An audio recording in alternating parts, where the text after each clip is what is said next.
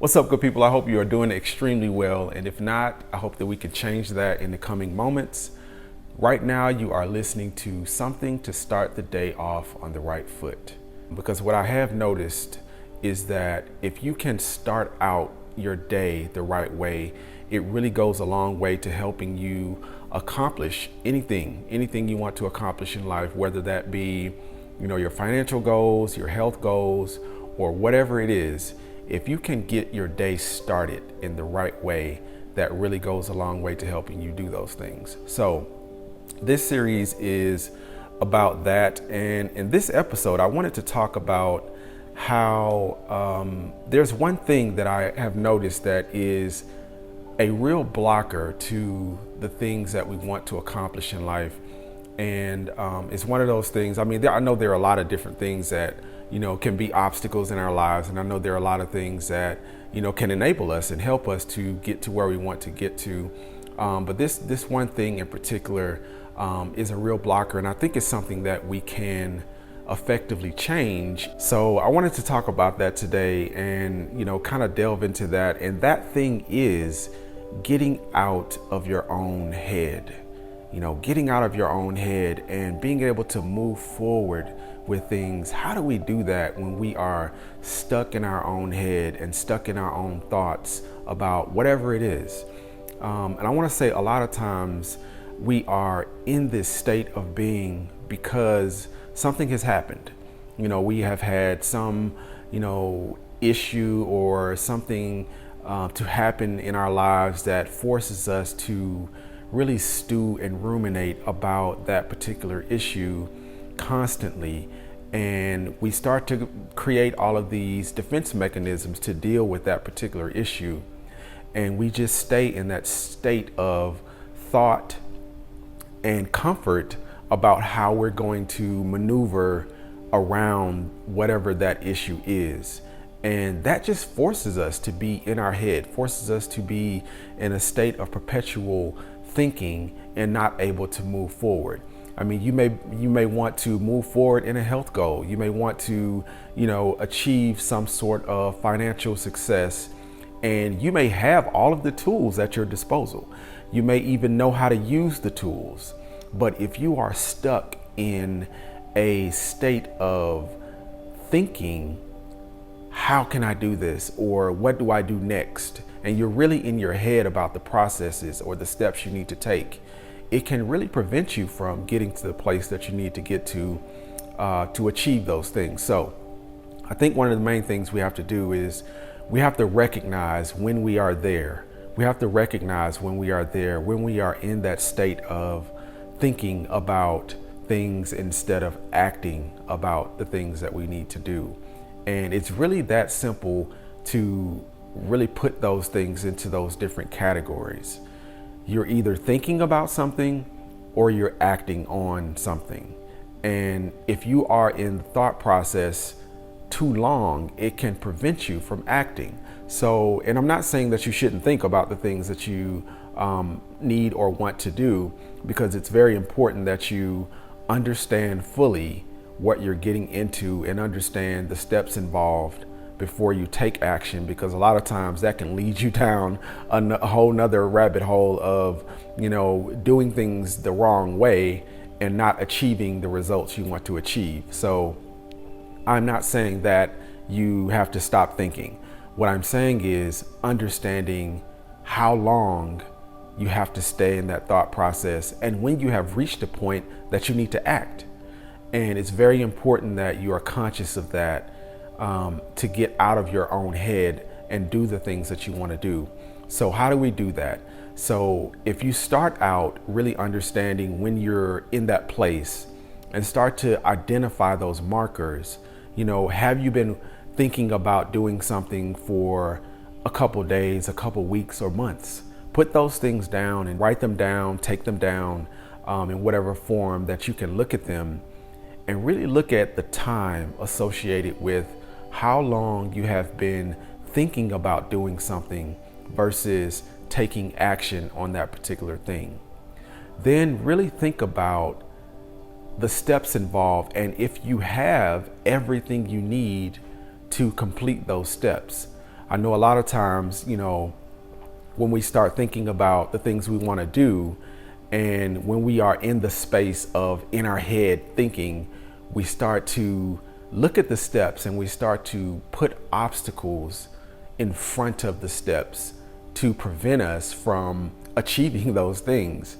And this is something we do when we are afraid of success, when we are afraid of failure, when we are afraid of, really realizing the end result and seeing and not being happy with the end result. And, getting to a place where we fear that we're not going to be happy with the end result of what we're doing.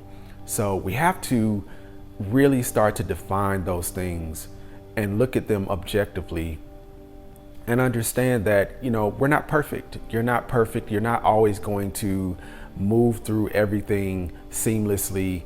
And you may not be happy with the results sometimes. You may not be happy with the results of what you're doing. And that's okay. As long as you are moving forward in the spirit of what you want to do and you are achieving the understanding first of what it is that you want to accomplish, and you're making strides towards that, you're moving in the right direction. And I think that's one of the things you have to understand first and foremost, is that you have to know when you are moving in the right direction. And it's a feeling sometimes. It is a feeling of, am I fulfilled in what I'm doing? Is what I'm doing accomplishing my underlying end goal? Am I making strides towards that? And am I happy with the results that I'm going after? I know, because a lot of times, even if we are feeling as though we are moving in the spirit of something and making strides, sometimes the underlying results that we want are changing in our paradigm and are changing in our spirit or in our mind of what we ultimately want. And we have to be able to recognize that. And when we do recognize that, make the appropriate changes that will lead us on the right path. So in doing that, be very conscious of how you feel. Your feelings and your emotions towards what you are doing are important and they are valid. But the actions you take, you have to be conscious that the actions you take are the things that are going to determine whether those things are going to come to fruition, whether they're going to bear fruit, or lead you down the path that you ultimately want to go. So the next thing you can really do to get out of your head is really just to see things the way they are. I know a lot of times we start to embellish the way that we see things to protect us in a lot of ways from, our feelings of dismay, or protect us from really tragic things that can happen or that we think can happen in our mind. So I think we have to learn how to really see things the way they are and the way they're actually happening, versus our ideal of what's happening, or the perspective that we have in our head of what could be. It really does help when we start to see things concretely for what they are. Not saying that things are always exactly what they appear to be, or that things can't change as we are thinking about them, but having kind of a baseline idea of, this is what this is in front of me. These are my real feelings about this. And these are the outcomes that are achievable with the tools that I have.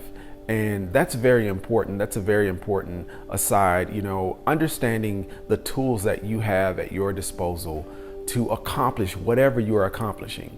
And that's not necessarily meaning physical tools, but that can be philosophical tools or mental tools, or just whatever you are made of at the time of trying to complete something. Really being honest about what those tools are goes a long way towards helping us feel comfortable with the decisions that we make, and thus getting us to a place where we can get out of our head about starting, because that's what it really comes down to. Most times we are in our head about starting processes. Once we are doing things, once we are moving in the spirit of something and we're seeing results, and we're, having those aha moments about what we're doing, things become a little more settled and we become more in tune with our capability and more in tune with our success.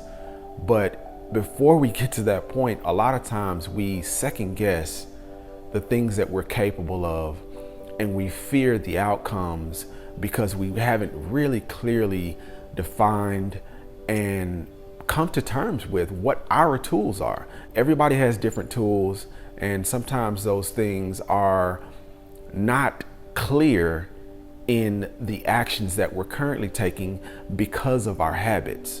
For example, you can have great tools of financial acumen, you can have great tools of just physical strength, you can have great tools of understanding about a myriad of things.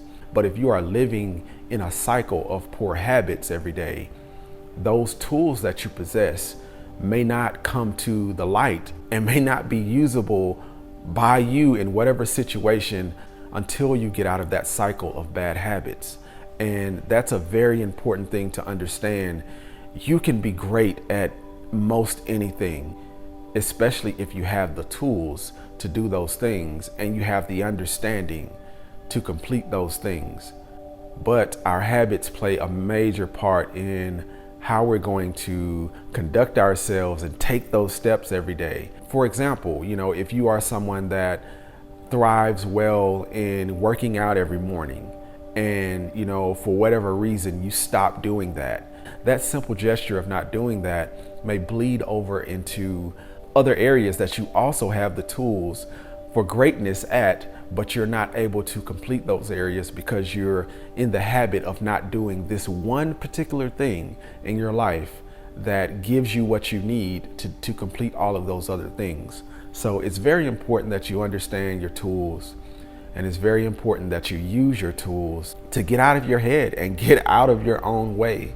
And that's what it really comes down to. You want to get out of your head so you can get out of your own way. And you can begin to do that by taking those steps, taking that inventory of how you feel, taking the inventory of the tool sets that you have at your disposal, and really putting those things in perspective and understanding that you're not perfect. We're not perfect. And you can use those tools and use that understanding and move towards whatever it is in your life, whatever it is that you want to accomplish.